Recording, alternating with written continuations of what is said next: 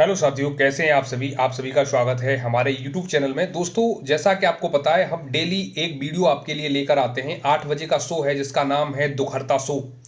तो दोस्तों, दुखहर्ता शो में आपका बहुत बहुत स्वागत है।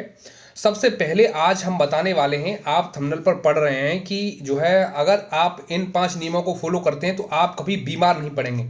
तो इस बात की गारंटी है कि दोस्तों, अगर आप इन 5 नियमों को अपने जीवन में उतार लेते हैं तो आप कभी भी बीमार नहीं पड़ेंगे। और दूसरी बात यह है कि जो लोग इस नियम को फॉलो कर रहे हैं वो 20-20 साल से कभी उनका सर भी दर्द नहीं हुआ, वो कभी बीमार नहीं पड़े। क्योंकि इस नियम में क्या राज है दोस्तों, सबसे पहले मैं आपको इसकी भूमिका थोड़ी सी बताता हूं कि ये भारत में हमारे ऋषि मुनि हुए जिनका नाम था जो है, एक से एक बढ़कर ऋषि मुनि हुए जिनका नाम था, जैसे ऋषि चरक हुए आज से 5,500 साल पहले। उसके बाद में एक ऋषि हुए 5,000 साल पहले जिनका नाम था ऋषि बाघभट्ट ने 2 किताबों को लिखा। जो 2 ग्रंथ उन्होंने लिखे वो संस्कृत में लिखे, जिनमें 7,000 जो है श्लोक जो है उन्होंने लिखे। उन 7,000 श्लोकों में उन्होंने जो है 2 किताबें लिखी, जिनका एक का नाम है अष्टांग हृदयम और एक का नाम है अष्टांग संग्रह। दोस्तों, 2 किताबें लिखी और दोनों में उन्होंने आयुर्वेद का भरसक जो है प्रचार प्रसार और उनकी गहराई और उनको जो है कैसे अपना शरीर का जो है किस तरीके से आप जो है बिना बीमारी के रख सकते हैं, ऐसे नियम उन्होंने बताए।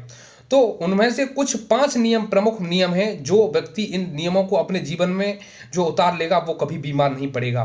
तो ये दोस्तों नियम है आपके पानी पीने से रिलेटेड, पानी पीने से जुड़े हुए ये नियम हैं और आप इनको फॉलो करिए। और मुझे लगता है कि आप इनमें से 1-2 नियम फॉलो करते भी होंगे। लेकिन आप जो है, जब आपके बुजुर्ग, आपके घर वाले, आपके माता पिता अगर आपको ये कहते होंगे तो आप ये सोचते होंगे कि इनके पीछे लॉजिक क्या है। दोस्तों, हो सकता है कि मैं आपको इन 5 नियमों को बताऊंगा तो फिर आपके मन में भी ये सवाल कौंधेंगे कि मतलब ये नियम फॉलो क्यों होते हैं। तो दोस्तों, उस क्यों का जवाब आज मेरे द्वारा आपको दिया जाएगा कि ये जो है नियम फॉलो क्यों होते हैं। तो अब अगर आप इन नियमों को फॉलो करते हैं तो आप जीवन में कभी बीमार नहीं पड़ेंगे। तो सबसे पहला नियम है, ऋषि भागवत ने जो है पहला नियम बताया कि कभी भी खाना खाने के बाद पानी मत पियो। इसका मतलब है कि खाना खाने के तुरंत बाद कभी भी पानी मत पियो। दोस्तों, अगर पानी पीना है तो पानी को कम से कम 1.5 घंटे बाद पियो, और अगर और जल्दी पीना है तो कम से कम 1 घंटे बाद पियो। क्योंकि अब लोग कुछ कहते हैं कि खाना खाने से पहले हम पानी पी सकते हैं। दोस्तों, हाँ, खाना जब आप खाने जा रहे हैं तो खाना खाने से कम 48 मिनट पहले पानी पियो। मेरा मतलब है कम से कम 40 मिनट पहले पानी पियो, और 40 मिनट के बाद 40 मिनट पहले जितना चाहो उतना पानी पी सकते हैं।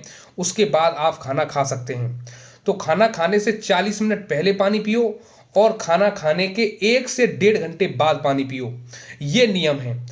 अब सबसे पहले आपके मन में ये सवाल उठता होगा कि आखिर ये नियम मतलब क्यों हमसे मना क्यों किया जाता है कि खाना खाने के बाद पानी क्यों नहीं पीना चाहिए। क्योंकि लोग ये तो बताते हैं कि खाना खाने के बाद पानी मत पियो, लेकिन ये कोई नहीं बताता कि पानी क्यों ना पियो। तो दोस्तों, इसके लॉजिक हैं, वो मैं आपको बताता हूँ। जैसे कि आप जो है जब अपने हाथ से टुकड़ा तोड़ कर खाने का और अपने मुंह की तरफ ले जाते हैं, तो जब हम खाने को चबाते हैं तो खाने का जो चबाने का सिस्टम होता है, तो जब खाना हम चबाते हैं उसी समय से लेकर हमारी पाचन की प्रक्रिया जो है शुरू होती है। इसका मतलब ये है कि खाने को जब हम चबाते हैं तो हमारा जो पाचन तंत्र है उसमें पाचन की प्रक्रिया, सबसे पहली जो प्रक्रिया होती है उसका नाम है खाना चबाना। तो जब खाना चबाया जाता है तो उसके बाद जो है हमारे मुंह में 4 लार ग्रंथियां होती हैं, और 4 लार ग्रंथियों द्वारा जो है उसमें से लार्वा सलाइवा निकलता है, और सलाइवा निकलने के बाद वो खाने को जो है लिबलिबा कर देती हैं, और लिबलिबा खाना जो होता है वो गीला हो जाता है, वो आसानी से जो है अंदर जाता है। अब जो है आसानी से अंदर जाने के बाद खाना जो है कहाँ पहुँचता है, तो खाना जो है ग्रास नली के द्वारा, खाना जब हम गटकते हैं और गटकने के बाद जब खाना जाता है तो वो जो है अमाशय में जाता है। अमाशय, उसी को इंग्लिश में स्टमक कहते हैं और हिंदी में हम कहते हैं पेट। जो हमारे आमाशय में खाना पहुंचता है तो वह खाना जो है उससे पहले उसमें जठराग्नि प्रज्वलित हो जाती है। खाना पहुंचने से पहले ही जब हम मुंह में जब जैसे ही खाना आता है, पाचन क्रिया शुरू होती है, हम खाने को चबाना स्टार्ट करते हैं, वैसे ही हमारे पेट में आग प्रज्वलित हो जाती है, जिसको जठराग्नि बोलते हैं। जठराग्नि क्या होती है? बहुत सारे लोग सोचते होंगे कि जठराग्नि होती क्या है। दोस्तों, जठराग्नि वह होती है कि जो पेट में बढ़ने वाली आग होती है। जिस तरह से कच्चे खाने को हम आग पर रखकर और उसको बनाकर पकाते हैं, तो दोस्तों उसी तरह पेट में पचाने के लिए हमारे जो है जैसे हम चूल्हे पर पकाते हैं, तो ऐसे ही हमारे पेट में भी एक चूल्हा जलता है जिसका नाम है जठराग्नि। और जठराग्नि के द्वारा हमारा खाना जो है स्टमक जो होता है, जो पेट होता है, उसमें अमाशय जो होता है उसमें खाना जो है पचता है। उसके बाद क्या होता है दोस्तों? उसके बाद जो है खाना जो है छोटी आंत में जाने के बाद और जो है छोटी आंत के बाद फिर बड़ी आंत में जाता है, और बड़ी आंत में जाने के बाद में फिर वो गुदा द्वार से बाहर निकल जाता है, जिसे हम मल त्याग कहते हैं। तो दोस्तों, अब ये तो हुआ पहला नियम, मैंने आपको बहुत ही डिटेल में बताया।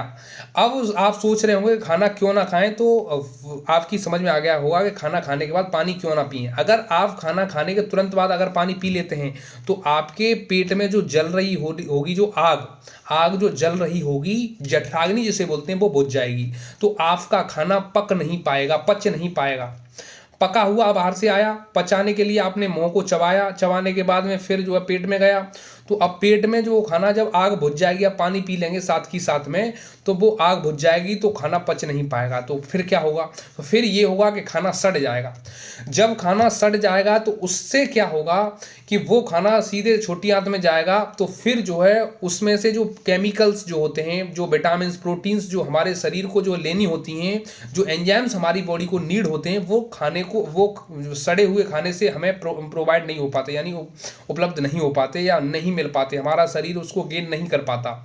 तो इस वजह से क्या होता है, वो खाना सड़ जाता है, और सड़ने के बाद में फिर वो खाना जो है बाहर निकाल देते हैं आप मल त्याग के द्वारा। तो दोस्तों, ये आपको पहला नियम समझ में आया होगा। अब मैं आपको बताता हूं कि दूसरा नियम क्या है। दूसरा नियम ये है कि सुबह उठते ही पानी पिएं। सुबह उठते ही पानी पिएं। सुबह उठते ही पानी क्यों पिएं? आपके मन में ये सवाल आ रहा होगा कि सुबह उठते ही पानी पिएं, मेरा मतलब ये है कि बिना कुल्ला करे खकारे पानी पिएं, यानी सबसे पहले उठते ही पानी पिएं, और ज़्यादातर हो सके तो गुनगुना पानी पिएं। इसके अलावा अब आपके मन में ये सवाल जरूर आ रहा होगा कि जो है कि पानी क्यों पिएं, सुबह उठते ही पानी क्यों पिएं? तो इसलिए पिएं कि जो हमारी लार है वो बड़े काम की है। बड़ी ये जो लार जो होती है, वो सुबह की जो लार है, रात भर सोने के बाद में जो हमारे जो गले में और जो हमारे मुंह में जो सलाइवा होता है, लार जो होती है, वो ये बहुत काम की होती है। ये अगर आपने अंदर ले गए तो ये आपके लिए वरदान और अमृत के समान होगी, काम करेगी। अब इसके अलावा आप जैसे देखते हैं कि आपके मन में ये डाउट आ रहा होगा कि क्यों ऐसा क्यों होता है, तो मैं बताता हूं कि सुबह की लार, अगर आपके मुंह पे कहीं सर्कल हो रहा है या धब्बा हो रहा है या काला कलर हो गया है या फिर आप कहीं जल गए हैं, तो दोस्तों सुबह की लार जो है आप उसको लगाएं, तो आपको रिजल्ट पता चल जाएगा कि वो गायब कुछ दिनों, वो जो आपका धब्बा होगा, जो आपका जो दाग होगा, वो गायब हो जाएगा। ये होती है। आपने देखा होगा कि कुत्ता जो होता है, कुत्ता अगर उसके सर को छोड़ के अगर कहीं भी उसको चोट लग जाती है या कहीं कीड़े पड़ जाते हैं या कुछ भी XYZ कुछ भी होता है, तो कुत्ता चाट के अपना सही कर लेता है। तो आपको लार का ये पता चल गया होगा कि लार जो है कितनी इंपॉर्टेंट है। तो दोस्तों, सुबह की लार, अगर आपकी आंखों की रोशनी डाउन है तो आप जो है सुबह की लार लगाएं अपनी आंखों में, ऐसे काजल की तरह। तो अगर काजल की तरह ऐसे अगर आप लार लगाएंगे डेली, तो आपके जो आंखों की रोशनी जो है उसको, वो चश्मा को हटा देगी। इस बात की गारंटी है। सुबह की लार उठते ही लगाएं। इसके अलावा एक और चीज़ हो सकती है कि सुबह उठते ही आपके जो लार जो है किस काम की है, तो लार जो है आप जो है इस लार को और भी एक तरीके से यूज कर सकते हैं। किस तरीके से यूज कर सकते हैं दोस्तों, कि इस लार के द्वारा आपके जले कटा जो भी जहाँ कहीं भी प्रॉब्लम है, वहाँ पर इस लार से जो है उसको सही कर सकते हैं। आप सुबह की लार उसमें लगाएं और आपका चश्मा भी हट जाएगा इससे। ये बहुत ही जो है सुंदर दवा है। इसके अलावा अब हम बात करते हैं अगला अगला हमारा टॉपिक क्या रहेगा कि खड़े होकर कभी पानी ना पिएं। अगर आप खड़े होकर पानी पीते हैं तो खड़े होकर पानी पीने से क्या होता है कि आपका जो पानी है, ये पानी जो है खड़े होकर पानी पीने से आपके जो अर्थराइट्स होती है, जोड़ों जोड़ों का दर्द जो होता है, गठिया जो होता है, ये बीमारी जो है आपको आने के बहुत ज़्यादा चांस होते हैं। तो आप कहने का मतलब ये है कि कभी खड़े होकर पानी ना पिएं। दूसरी बात, पानी हमेशा बैठ कर पिएं। अब इसके बाद अगला चौथा नियम है, इसका चौथा नियम क्या है कि कभी भी जो है दोस्तों ठंडा पानी ना पिएं। ठंडा पानी यानी कभी भी फ्रीज का पानी ना पिएं, यानी बहुत माइनस टेम्परेचर का पानी ना पिएं। या तो पानी पिएं, नॉर्मल पानी पिएं, या फिर गुनगुना पानी पिएं। गुनगुना पानी आपके लिए अमृत की तरह काम करेगा। इसके अलावा अब मैं आगे एक और नियम आपको बताने जा रहा हूँ। और नियम क्या है कि दोस्तों हमेशा हमेशा जो है आप पानी को घूट घूट कर पिएं। पानी को घूट घूट कर पीने से क्या होता है, तो दोस्तों पानी को घूट घूट कर पीने से क्या होता है कि आपने देखा होगा कि पक्षी, जितने भी पक्षी होते हैं वो सभी जो है पानी को घूट घूट कर पीते हैं। जब हम घूट घूट कर पानी पीते हैं तो हमारे जो लार होती है, जो सलाइवा होता है, वो पानी के साथ हमारे अंदर जाता है। तो जब पानी के साथ जब लार और सलाइवा अंदर जाता है तो दोस्तों वो हमारे लिए बहुत ही ज़्यादा जरूरी है, क्योंकि जितना देर में पानी पिएंगे उतना ही जो है आपके अंदर जो है सलाइवा, लार जो है साथ में पानी के जाएगी। तो ऐसा क्यों होता है कि दोस्तों हमारे पेट के अंदर होता है हाइड्रोक्लोरिक एसिड, जिसको HCl बोलते हैं। तो दोस्तों वो जो है वो अंदर होता है, तो हमारी जो लार होती है ये एल्कलाइन होती है। और एल्कलाइन जो लार जब है, क्षारीय जो लार जो है जब पेट के अंदर जाती है तो ये अम्ल और क्षार मिलकर जो है पेट का जो संतुलन है, जो पाचन तंत्र है, उसको बेटर बनाते हैं। इससे जो है बहुत ज़्यादा जो है आपको कब्ज, एसिडिटी और पेट से संबंधित जितने भी प्रॉब्लम होती हैं वो सब खत्म हो जाती हैं। तो आपको कभी ऐसी जो है प्रॉब्लम्स कभी नहीं आएंगी, जैसे आपकी गैस, एसिडिटी वगैरह, पेट फूलना और जो पेट दर्द वगैरह, ये सब जो है चीज़ें जो है आपकी कभी आपकी जो है बॉडी में नहीं आएंगी। इसके अलावा अगर आप बैठकर पानी पिएंगे तो आपके गठिया वगैरह के जो दर्द होते हैं, जोड़ों के दर्द वगैरह होते हैं, अर्थराइटिस वगैरह, ये सब खत्म हो जाएंगे। तो दोस्तों ऐसी अगर छोटी छोटी बातें अगर आप फॉलो करते हैं तो दोस्तों इससे क्या होता है कि आपकी जो है सेहत जो है, आपकी सेहत जो है बहुत ही ज़्यादा स्वस्थ रहती है। तो एक इंग्लिश में कहावत है कि हेल्थिंग नथिंग समथिंग लॉस्टिंग नथिंग, यानी स्वास्थ्य नहीं तो कुछ भी नहीं। तो दोस्तों आप अपने स्वास्थ्य को जो है सबसे पहले एक कहावत है कि स्वस्थ रहें, मस्त रहें और व्यस्त रहें, यानी अपने कार्य में व्यस्त रहें। तो दोस्तों अगर आप ऐसी छोटे छोटे नियमों को अगर फॉलो करते हैं तो आपका स्वास्थ्य अच्छा होता है। अगर स्वास्थ्य अच्छा होता है तो आप जो है बीमार नहीं होते, और बीमार नहीं होते आप डॉक्टर के पास नहीं जाते। आप डॉक्टर के पास नहीं जाते तो आपके पैसे बचते हैं। पैसे बचते हैं तो पैसे बचने के बाद में क्या होता है, आपकी सेविंग बढ़ती है। सेविंग बढ़ती है तो आपके घर की आमदनी बढ़ती है, और आपके घर की आमदनी बढ़ती है तो आप ये जो है दोस्तों देश की आमदनी बढ़ती है। इससे देश में जो है आपकी घर की आमदनी बढ़ेगी तो देश की आमदनी बढ़ेगी, और देश की जब आमदनी बढ़ेगी तो देश जो है तरक्की करेगा। जब देश तरक्की करेगा तो दोस्तों देश जो है हमारा बहुत जल्द विश्व गुरु बनेगा। तो दोस्तों यही सपना लेकर जो है हम चल रहे हैं, और हम आपसे हाथ जोड़कर आपके रिक्वेस्ट कर रहे हैं कि आप जो है इन नियमों को पालन करें। अब इसके पीछे बहुत सारे लॉजिक हैं जो मैं आपको दे सकता हूं कि ऐसा क्यों करना चाहिए। आपके मन में बहुत सारे सवाल आते हैं, क्योंकि बहुत सारे लोग मुझे मिलते हैं और वो ये बोलते हैं कि हम ऐसा क्यों करें। तो क्यों करें इसका जवाब आपको मिल चुका होगा। मैंने हर क्यों का जवाब दिया है। अगर आपकी क्यों आपको परेशान कर रही है तो आप कमेंट करें, मैं आपकी क्यों का जवाब जरूर दूंगा। तो दोस्तों इस वीडियो को ज़्यादा से ज़्यादा शेयर करें, और अपनी बॉडी को बिल्कुल जो है निरोग बनाने के लिए, तो कहते हैं एक कहावत है जे पहला सुख निरोगी काया। तो दोस्तों पहला सुख निरोगी काया और दूजा सुख घर में होए माया।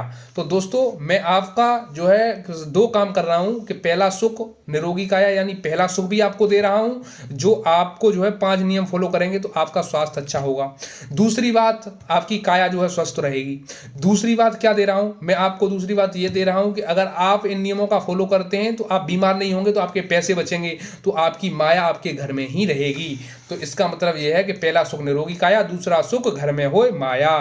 तो दोस्तों अब जो है आपको इस वीडियो को ज़्यादा से ज़्यादा शेयर करना है और ज़्यादा से ज़्यादा लाइक करना है और चैनल को सब्सक्राइब करना है। और दूसरी बात ये है कि हमारा जो ट्रस्ट है उसमें जो है आप जितनी आपको अगर वीडियो ये जो है बहुत अच्छी लगी है तो आप 1 रुपया, 11 रुपया, 21 रुपया, 51 रुपया, 101 रुपया, 501 रुपया, जितना आपका मन करे, जितनी आपकी श्रद्धा हो, वो आप हमारे UPI नंबर पर डोनेट कर सकते हैं।